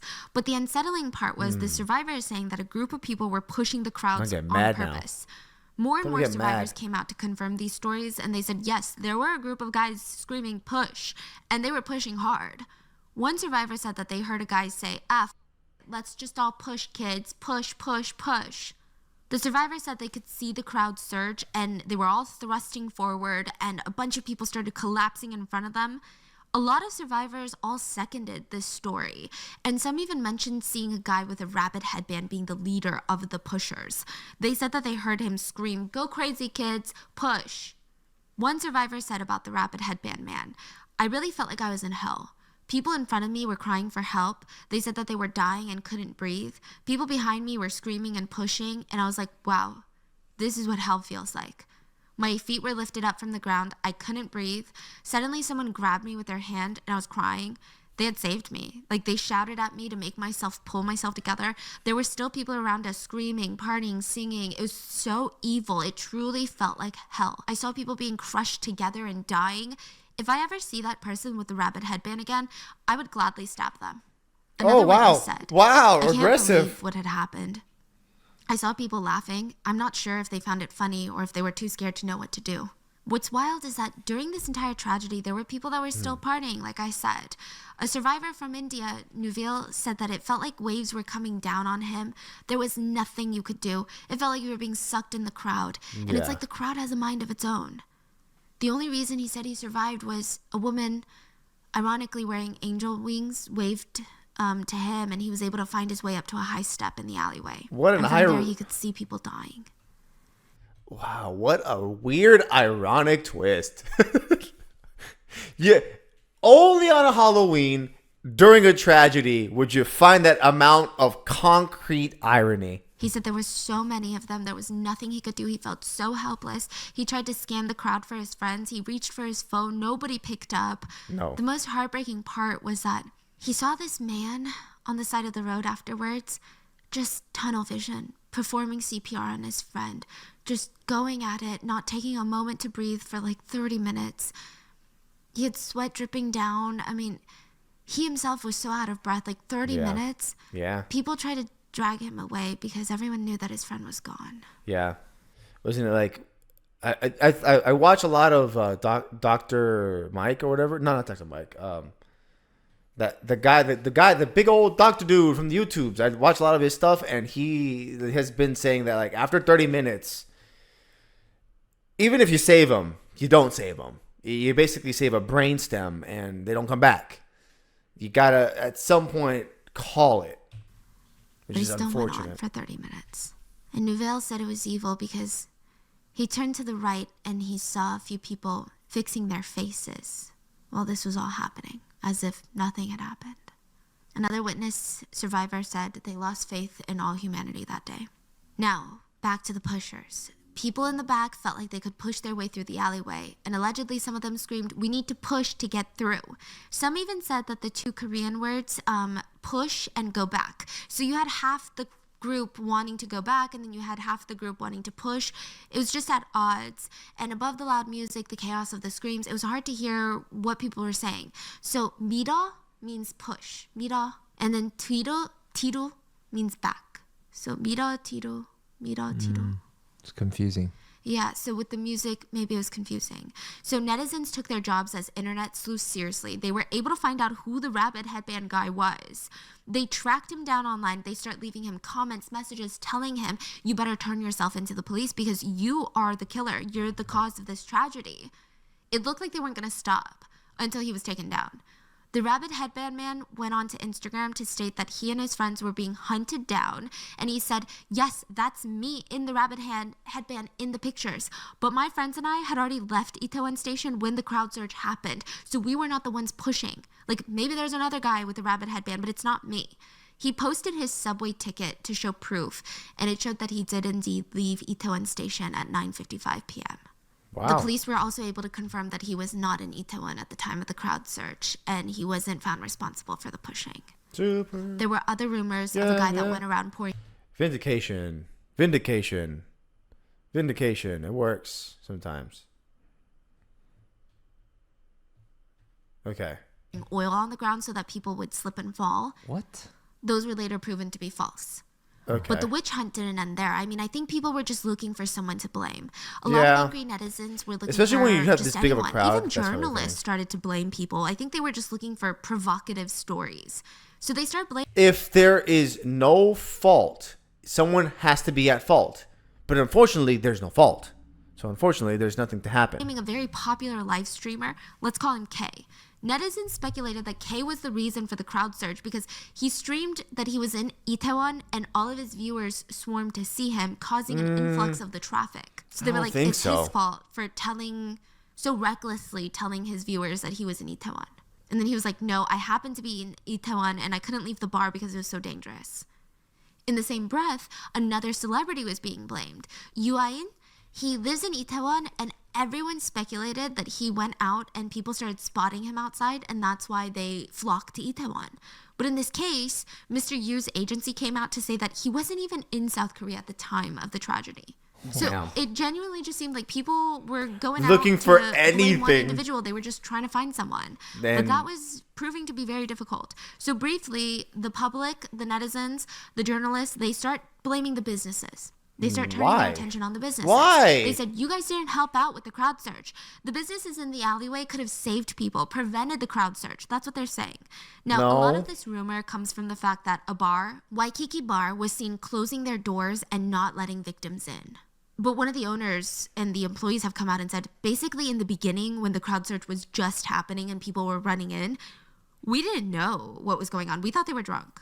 We thought they were drunk and like having a blast and like screaming and like running into so we closed the doors. I mean, it was strange. But when we realized what was happening in the alleyway, we opened our doors, we let people in, we all started doing CPR.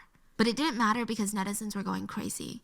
They flooded the store owners with really nasty messages. Yeah. Employees from the Waikiki Bar said, I will never forget the look of the eyes of someone I performed CPR on. He also stated that there was a distinct smell that started coming from the crowd surge, and he'll never forget it. He said, my heart beats so much that I have to take sedatives every day. No matter how much I drink, I can't fall asleep. I just keep thinking about the look in their eyes. Yeah. The police even fueled this rumor that it was the business's fault by stating businesses specifically told the police to ease up on police presence this year because these businesses wanted people to party so that they could make more money. Which personally, I don't know about that one, business Chief. Owners would later state, no, we didn't say that. And even if we did, what are you saying? Like, you're really just going to listen to us? Like, when have you guys ever listened to business owners? And we're like, you know what? You're right. Let me just not show up. And side note, the businesses in Itaewon, they're not doing well. Even months after the tragedy, a lot of them are drowning in debt. I mean, Itaewon has kind of become more of a ghost town these days. People said it just feels wrong to go there and have fun. And this is literally a city that was known for its fun life, like bars, restaurants, shopping, these activities. I they said they're all peripherally suffering. knew about it too. Some business owners said, it's been rough. We were hit with COVID. And then when finally things opened up again, now no one comes to Itaewon. And not only that, but we had to live through that night, trying to save people and being traumatized. Yeah. So a lot of these business owners, these employees, they have a lot of trauma from the incident. They're emotionally, mentally scarred, and add to that their financial pressures. A business owner said there's no sales, like none, not even one throughout the day. So it was clear that the businesses were not to blame.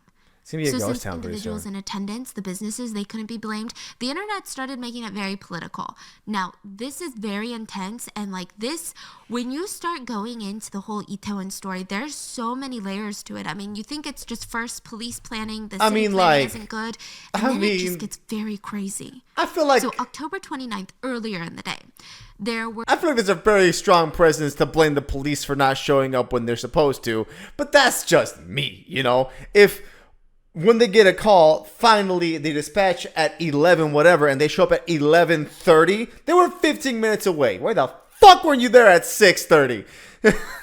Sorry, but I feel like that's true. Were these protests throughout Seoul. A lot of it happening in Yongsan, which is the province that Itaewon is inside of Seoul. Now, there were protests everywhere, and they were like labor unions protesting. They were close to Itaewon. There were reports of 18 different rallies and protests taking place the day of October 29th. Damn. And they were big. Like about 30,000 people were out protesting. Now, the right-wing individuals are trying to blame the left wing. So the labor unions, they're typically associated with the left wing. Okay. And basically, they said because of these protests, police had to be dispersed throughout the province, and they used up all the manpower, making sure that the protests were contained and nobody got hurt during the protests, that they didn't have any more resources for the Halloween weekend. But the left-wing groups fought back for that reasoning, and they said, no, it's dumb to even draw these conclusions. So on the weekends, nobody should protest. And the current president, President Yoon, he's a conservative, and we've talked about him before on the Stephanie Sue channel. He's made some very controversial moves, such as moving out of the Blue House, basically leaving the White House to live somewhere else. And that somewhere else is in Yongsan, which is the province that Itaewon is in. And that's going to suck up a lot of resources, especially with the police department, because there was a set protocol in place when the president was in the Blue House. And now they're adding just a lot more chaos, I guess. It's speculated that 700 police officers were busy commuting to and from the president's new residence. Basically, people on the left were saying because the conservative president unnecessarily moved, the Yongsan police were too busy accommodating his new residence and keeping him safe. They didn't have enough manpower to protect the civilians in Itaewon that weekend. A lot of people were calling on him to step down, the president, but the conservatives were arguing with them, and the whole thing just got super political. Yeah, now, I can feel like that could be a thing. To be fair, Koreans had a lot of other things that they were mad at the government for. The most recent tragedy of the Sewol boat sinking in 2014, 306 people, majority of them students, died when a ferry sank off the southwest coast of the country. Tell me. Government response was really bad. Like, the president was shifting blame. It was just really gross. The government focused on the image rather than prioritizing lives. So as the boat was sinking, and in the key moments where don't spoil it, don't spoil it, don't spoil it, don't spoil it, don't spoil it, don't spoil it, help from other countries. Okay. Because they would look bad on them. Okay. They tried to I got it downplay spoiled the for me severity of slightly. the event. God I mean, it was damn so it. gross. So a lot of people, with that trauma lingering in literally every Korean's minds, a lot of people are like, wait a minute, the government should be the one responsible. Everyone pays taxes in Korea. That's what the police are supposed to do. I mean, it's like that in the US. If there's a big concert in the area, if there's a big game, police have meetings about it. Okay. Well, I thought you meant about the taxes. Yeah. Good luck with that one, Chief. There's a protocol. There's a coordinated strategy. Like these are the departments that are responsible for making sure that everyone is safe, even if it's not like a police event. Like you have a big concert, police are going to be involved. Yeah. And it's not just like this secretly planned event. Someone said, I mean, everyone knew what was going to happen in Itaewon. Like people were going to party. Someone said the government is responsible for such organized events. They should have planned ahead. They should have sent out enough police. They should have evacuated people accordingly. They should have controlled the crowds. I mean, even the signs were so clear. Like, even as the night progressed, you didn't have to be in Itaewon to know that it was getting overcrowded. Even the subway stations were jam-packed. Everyone was swarming to Itaewon Station. And basically, they would all travel to that tight alleyway to get to their destinations. The government response was just really bad. The Korean Premier Minister Han Duck-soo was doing an international press conference about the incident, and due to technical issues, he couldn't hear the translator properly, asking a question. So he smiles and he said, "Who's responsible for me not hearing the interpreter?" It's just really distasteful. Like his attitude, his energy, it was very, "What are you doing?" Yeah. A lot of netizens wrote, "I can't believe what I just heard. Like, is he being sarcastic right now? Like, this is crazy." Is this a time or place to be cracking these cute little jokes? Like, how can you even smile and laugh in this situation? Not the next day, he fucking time. apologized. But it gets worse. Do you remember the 16-year-old high schooler in the beginning of the episode who took his own life because he lost his friends in the deadly tragedy? Yeah. Well, the premier minister basically told the press that that victim should have been more committed to getting mental health treatment. He said the basic preventative measure that the government can take is this, but the victims themselves need to want to receive treatment. They need to be persistent. Only then can the government support them. Yeah, well, you can just see how that went over. Yeah, that And doesn't work finally, that way. with enough pressure, the South Korean government decided to list the high schooler as a victim of the Itaewon tragedy. Yeah. The government originally did not want to add the 16-year-old who committed suicide into the death toll.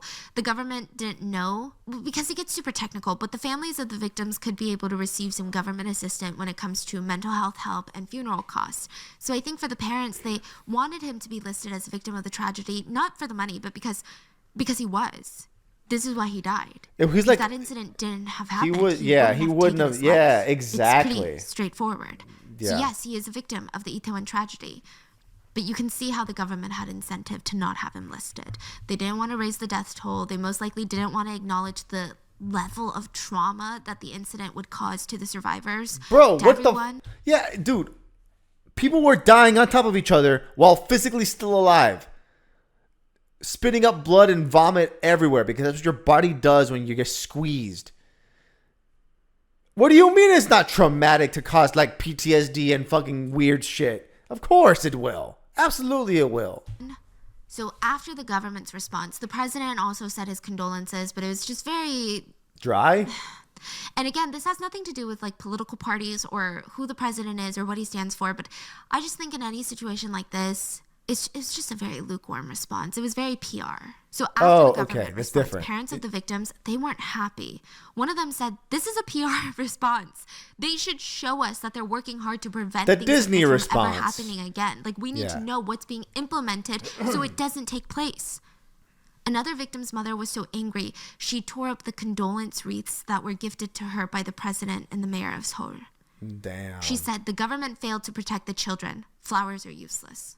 Do you remember Yejin? She dressed up as Princess Jasmine in the beginning of the story. Yeah. Her dad visits her every day. She was his only child. She was his whole life. And he said in another interview, "Children who lose their parents are orphans. But there is no word for parents who lose their children. No. But I think I found one. Sinner. I feel so guilty for losing her." And he's But it's mad. not your fault though. He's angry. But it's He not said your the government is fault. trying to give them money for funeral costs, which the funeral costs were said to have been about $11,000 a victim, and medical attention, medical That's help, about I think where it is in $7,000 America in medical too, help so. for the survivors. And he said, "We can live without the money. We can't live without our daughter. This is not the way to help us right now. This is not how you help the grieving parents and families. They're not taking accountability. They're just all shifting the blame to everybody else. And as a parent, it fuels me with rage." He said, "If we get a proper apology and see those responsible punished, it would reduce my anger maybe 1/10 of 1,000th, but at least a little bit." Man, this. Damn. Okay, back to the fucking sad shit. Quit attacking my heart, Rotten Mango. I've had enough. I've had enough. Please stop it. 알라딘에 나오는 I'm looking away. Looking away. 배우 같더라고요. 그걸 입고서 내 앞에서 패션쇼를 하면서 다 큰 지지가이가 I 패션쇼를 looked. 아빠는 아이프지 I shouldn't looked. 떠오르는데 자기네 잘못을 인정하기는커녕 다른 사람한테 책임을 전가하고 책임을 회피하고 이런 작태를 보면 분노가 치밀어 올라요. All the families want Okay. is a I made government it. I made apology, it. an honest investigation into how things happened. Many of the parents agree that this is murder. Murder by lack of organization, murder by omission. I mean, it just doesn't make any sense. Like, they anticipated many people were going to be there for Halloween. They had a meeting. The government had a meeting about how it was estimated that 100,000 people were going to gather in Itaewon, and they didn't prepare for it. Yeah. A parent shook their What? head and said, "I don't understand that. I don't get it. I just don't get it." Many of the parents were also saddened by the public reaction. One said, Did the kids all go to heaven simply because they went out to have a good time? I don't think that's right. Because a lot of people make it seem like these kids wanted to have fun, so they had to pay the price. But that's not what happened here. No, Another person weighed what in. the fuck? The What do you government mean? always talks about how they can't prevent an accident like this from happening, but now they need to come up with practical measures to make sure it never happens again. The parents are angry, and I think another good place for that anger is with the police and the police chief of the Yongsan department. Nah, Because dude. I'll be so what the hell pissed. is going on with the police? It said that the police initially planned for 200 police officers to be at Itaewon for Halloween, but that night only 137 officers were on duty in the area, which even 200 doesn't sound like a lot because the words Halloween and Itaewon were trending on so many different social media platforms. YouTubers, streamers, they were all telling their viewers that they were going to be in Itaewon. Yeah. A lot of people were drawing attention to Itaewon's Halloween festivities. It wasn't like this, oh my God, I'm so shocked so many people showed up. There were so many phone calls made to the police alerting them of the dangerous situation unfolding. It said that from 6 to 8 p.m., 28 reports were made about the overcrowding situation. From 8 to 10 p.m., 51 reports were made. And right before the accident, another 79 reports were made. And during all these reports that came before the incident, this is not even including during the incident when people were collapsing.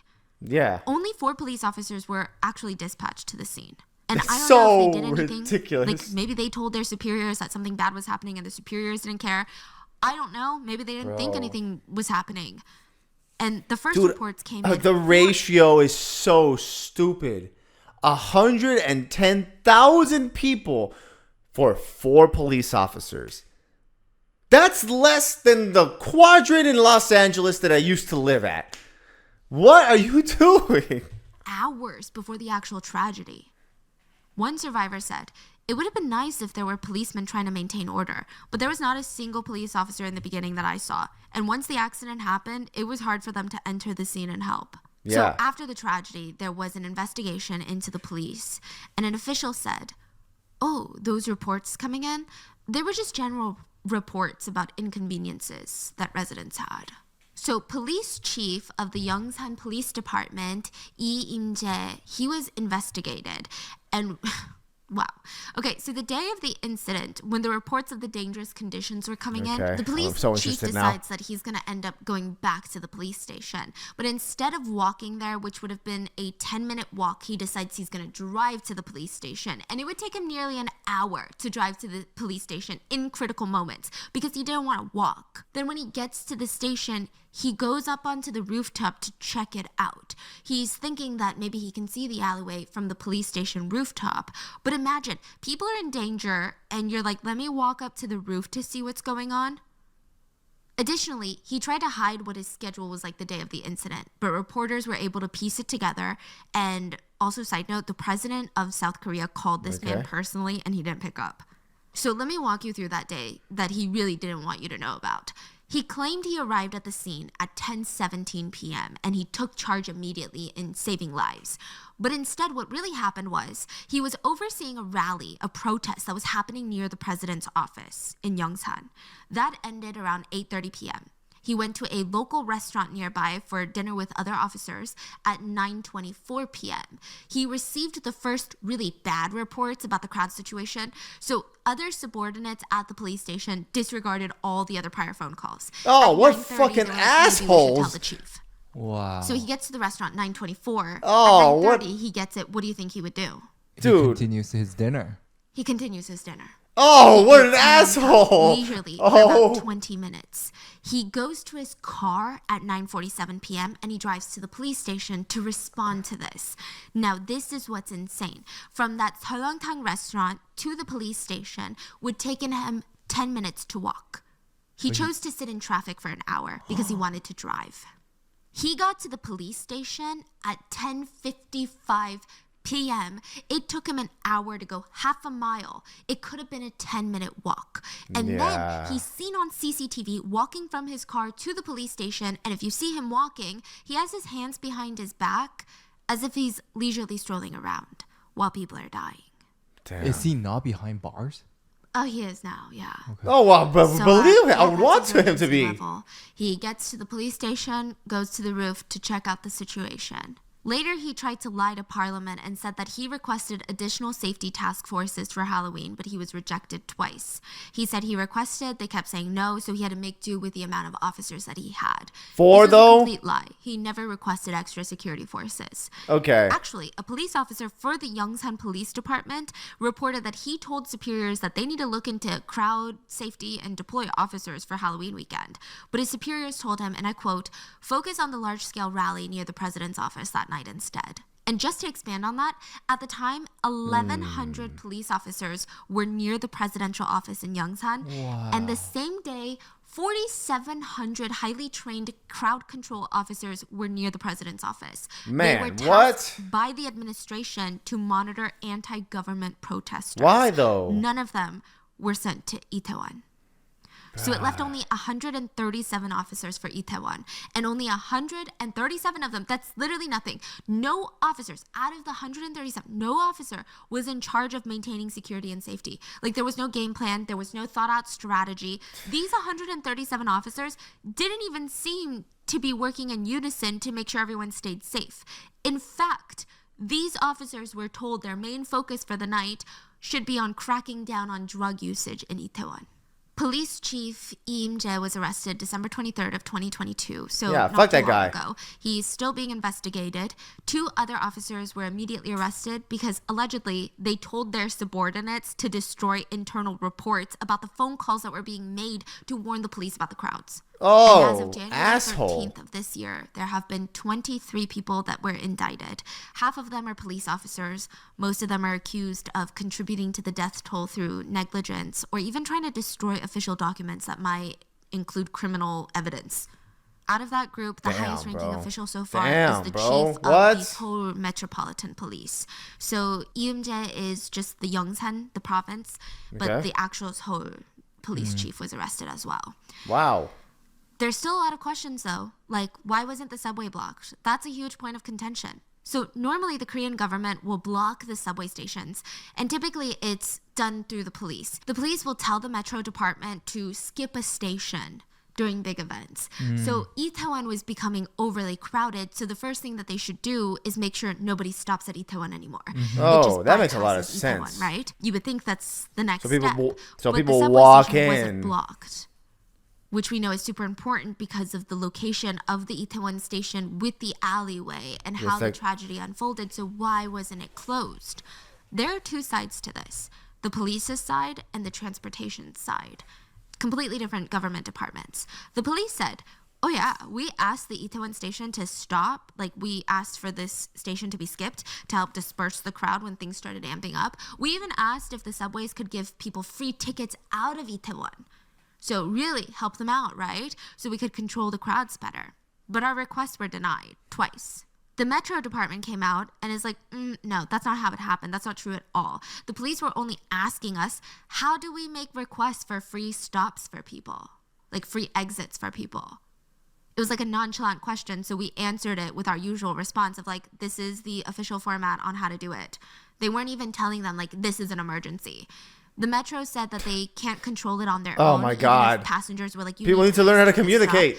They can't do it because it takes a lot of civilian guidance and movement. So the police need to be at the station guiding people on what to do. Like, the train can't just be like, anyway, we're deciding to skip, because then it's going to cause like a surge somewhere else. Like, it's a whole thing. Side note, another arrest was made. The chief of the fire department was investigated. His name is Cha Sung-bom.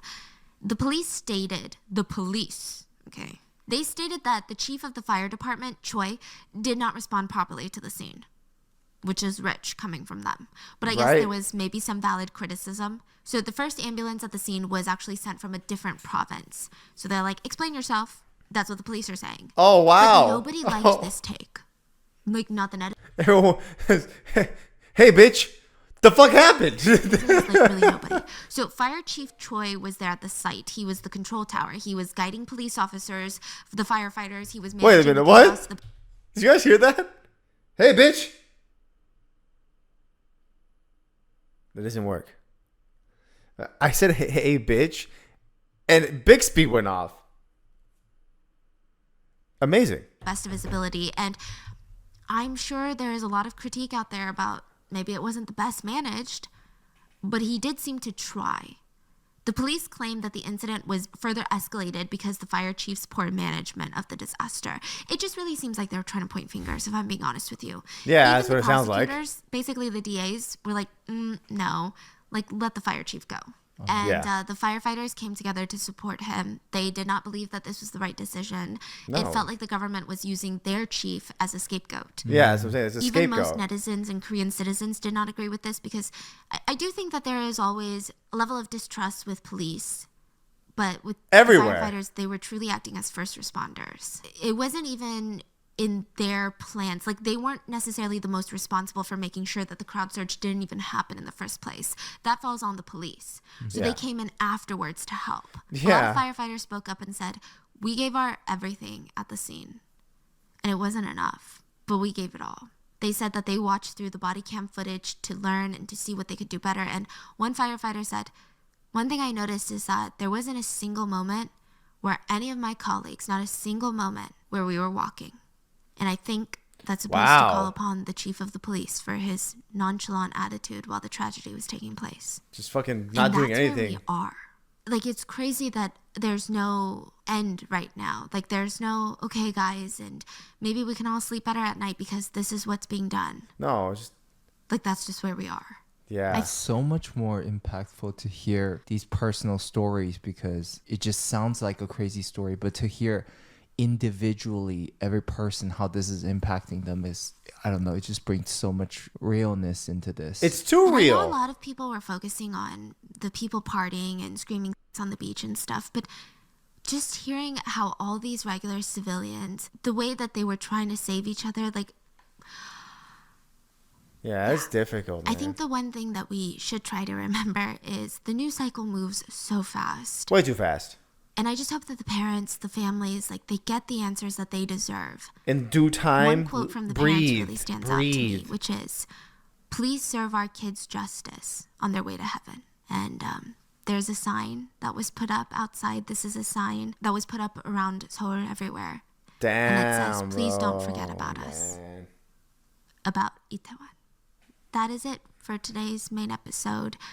This wasn't even supposed to be like a video episode, but I just really wanted you guys to see and hear from the families of the victims. But please stay safe, and I will see you guys on Sunday for the mini-episode. Damn, bro. Why do people want me to watch this shit? Y'all are sadistic. That was such a roller coaster. What?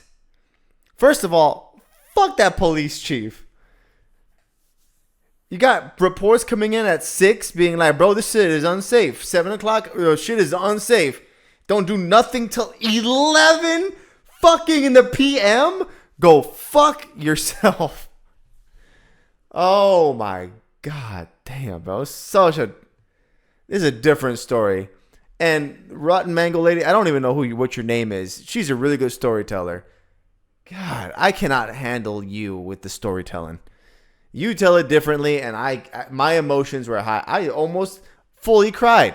I almost did because you kept pulling up the fucking sad ass stuff. So yeah, all right.